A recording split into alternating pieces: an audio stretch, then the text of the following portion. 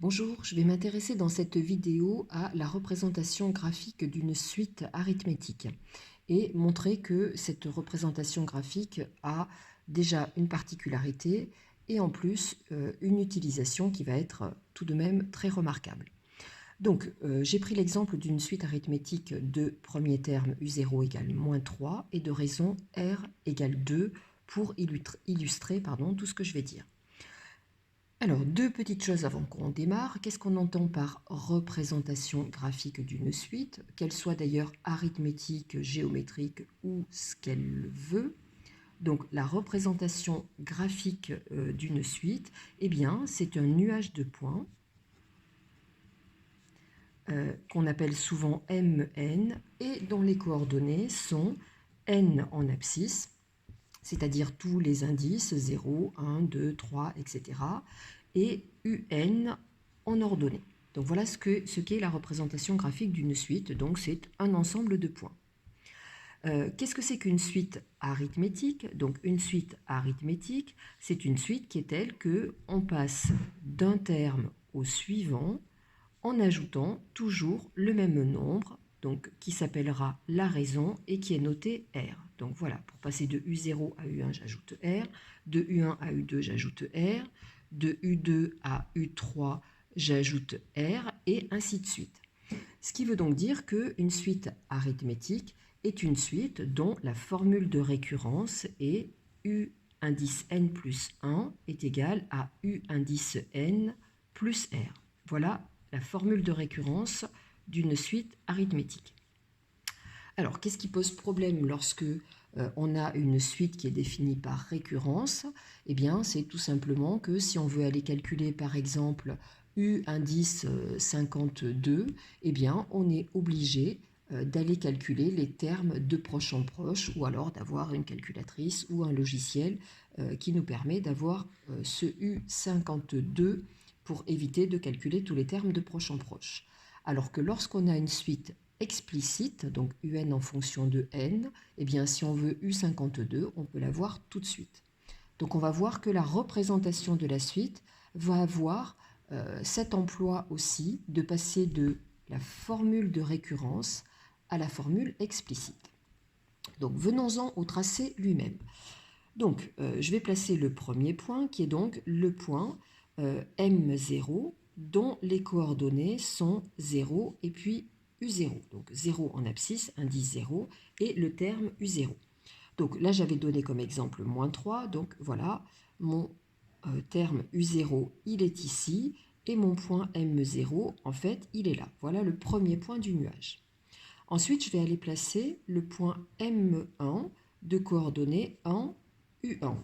Et mon objectif, c'est de ne pas faire de calcul et donc de me rappeler que ce terme U1, en fait, il vaut U0 plus R. Donc ici, U0 plus 2. Donc qu'est-ce que je vais faire? Je vais prendre U0, je vais venir lui rajouter 2, donc ça veut dire que je monte de 2 unités. Et puisque ce point-là a pour abscisse 1, eh bien, je vais me décaler de 1 unité sur la droite. Et je vais obtenir ici mon point M1, deuxième point du nuage. Et je continue de la même manière. Donc je sais que le point M2 a pour coordonnée 2 en abscisse, U2 en ordonnée, et que ce U2, eh bien, c'est U1 à qui je viens ajouter la raison 2. Donc, que j'ai calculé U1 ou pas, qu'est-ce que je fais? Donc U1, c'était ici, donc c'est l'ordonnée du point M1. Donc à cette ordonnée, je viens ajouter 2, donc je fais un décalage vertical de 2 unités. Et puis, je me décale à l'horizontale de 1 unité pour venir me placer sur l'entier abscisse suivant. Donc ici, voilà mon point M2. Et ainsi de suite. Je vais augmenter l'ordonnée, donc le terme précédent de 2, qui est la raison, et je viens me décaler de 1 unité pour avoir l'entier suivant. Voilà mon point M3, et ainsi de suite, mon point M4 qui se situera ici. Voilà. Et en fait, lorsque je fais ce tracé, normalement, ça me rappelle, eh bien, ici, le tracé d'une droite dont le coefficient directeur est exactement donné par cette marche d'escalier. Je rappelle que le coefficient directeur d'une droite, la pente d'une droite, eh bien, c'est le décalage vertical que j'écris en abrégé pour décalage, divisé par le décalage horizontal. Voilà. Et donc ici, eh bien, je m'aperçois que m, c'est 2 et que cela correspond à la raison. Effectivement, je suis montée de 2 unités parce que c'était la raison. Je me suis déplacée de 1 unité et 2 divisé par 1, eh bien, ça donne bien 2, hop, ce qui donne bien la raison. Voilà, et donc, je m'aperçois que, en fait, mon nuage de points est constitué de points qui sont alignés. Donc, si je rejoignais ces points, ils sont tous sur une droite, et une droite dont l'équation est... Alors, l'équation d'une droite oblique, c'est y égale mx plus p.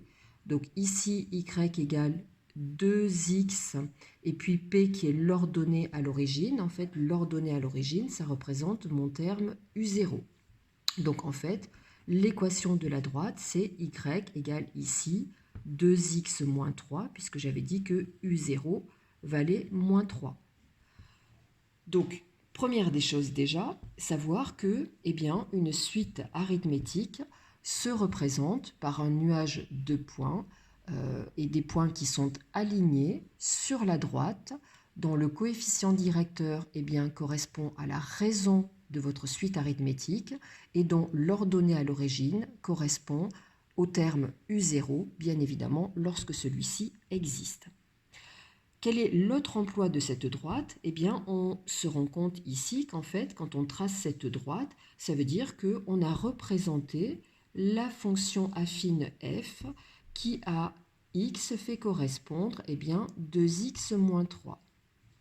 Et donc, qu'en fait, eh bien, quand on a placé ce point ici, notre U0, eh bien, correspond à l'ordonnée ou à l'image par cette fonction-là de 0. C'est-à-dire qu'en fait, on se rend compte que U0, hop, je vais l'écrire ici, U0 correspond à f de 0, c'est-à-dire que U0, c'est 2 fois 0 moins 3, puisque on a dit que la fonction f, c'était la fonction f de x égale 2x moins 3. Notre terme U1, eh bien U1, à quoi il correspond? Donc U1, on se rappelle que c'est l'image de 1, donc c'est f de 1. C'est-à-dire que U1, eh bien c'est 2 fois 1 moins 3. Et du coup, on va se rendre compte que cette suite arithmétique pour laquelle on ne possédait que l'écriture sous forme récurrente, un plus 1 égale un plus r, eh bien, on peut désormais la passer sous le mode explicite, un égale 2n moins 3. Et désormais, eh bien, si je veux calculer le terme, par exemple, U52, comme je disais tout à l'heure, avec ça, j'étais obligée d'aller calculer U1, et puis ensuite U2, et puis U3, etc. Avec ça, je peux le calculer immédiatement. Et d'ailleurs, sur vos calculatrices, eh bien, vous pouvez essayer. Donc, vous mettez dans le mode d'obtention des termes d'une suite en prenant bien la formule de récurrence un plus 1 égale un plus 2 ici, et en mettant bien U0 égale moins 3. Vous allez chercher par exemple le terme d'indice 52 et vous vérifiez que eh bien, c'est égal à 2 fois 52 moins 3, ce que l'on obtient par la formule explicite. Voilà donc pour une vidéo qui à la fois donne la notion de représentation graphique d'une suite arithmétique pour laquelle il faut retenir que c'est un nuage de points aligné sur une droite dont le coefficient directeur est la raison et dont l'ordonnée à l'origine est le terme U0 lorsqu'il existe, et qu'en plus, l'équation de cette droite va nous permettre de détecter la fonction affine qui a été représentée et donc de donner l'écriture explicite, donc l'expression de un en fonction de n pour cette suite arithmétique. Voilà pour ça, j'espère avoir été claire et je vous dis à très bientôt. Au revoir.